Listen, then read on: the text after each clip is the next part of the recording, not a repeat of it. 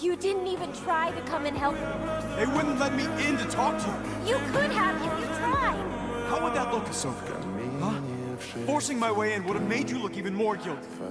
I'm not guilty. We have to prove you're innocent. The only way we can do that is by going back.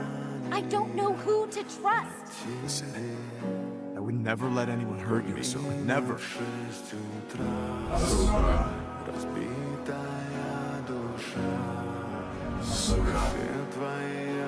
Anakin, I won't leave you.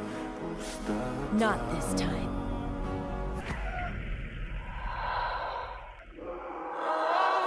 Then you will die.